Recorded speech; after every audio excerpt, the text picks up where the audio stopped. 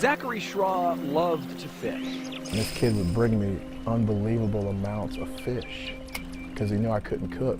He taught me how to cook it in middle school.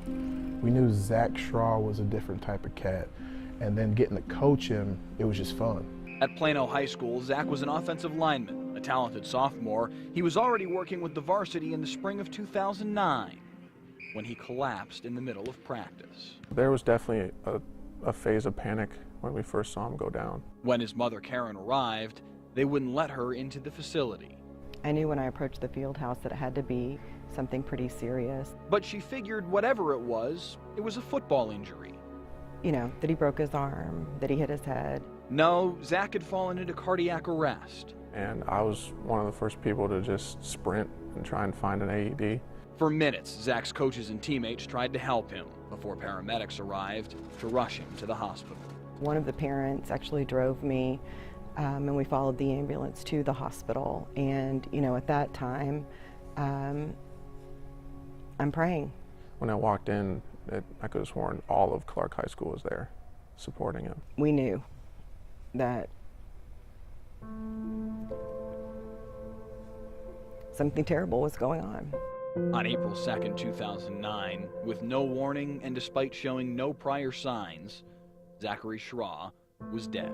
I think the most difficult time for me is to wake up every day after that Zach wasn't asleep in his bed, that he was truly gone, that I wouldn't hear him up in the morning taking a shower for school, that I had to tell myself every day when I woke up that it wasn't a dream, that the tragedy wasn't a dream.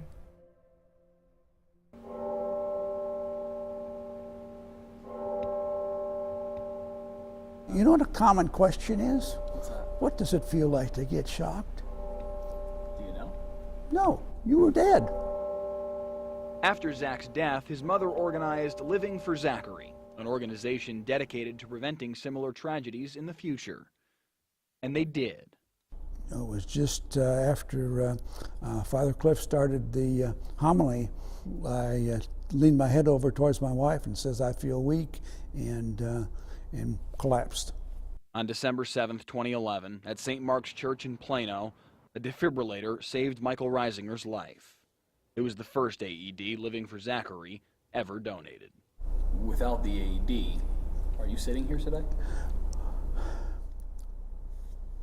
Probably not.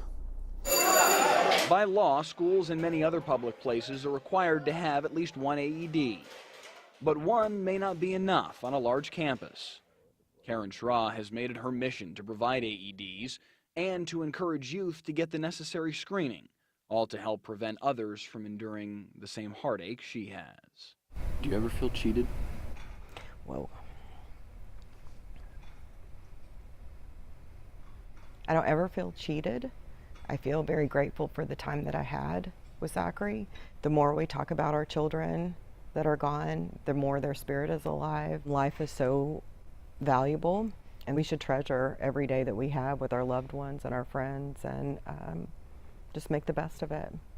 Focus in! Zachary's spirit lives on at Plano, where the number 64 is retired, and on the back of his former teammate, now wearing number 64 in the pros. But you can't just forget it. You can't just move on. Yes, he's gone, but at the same time, if you talk to him and you try to talk to him and you try to talk to his spirit, it's just going to get stronger. It's not going to fade away. Mike Leslie, Channel 8 Sports, Plano.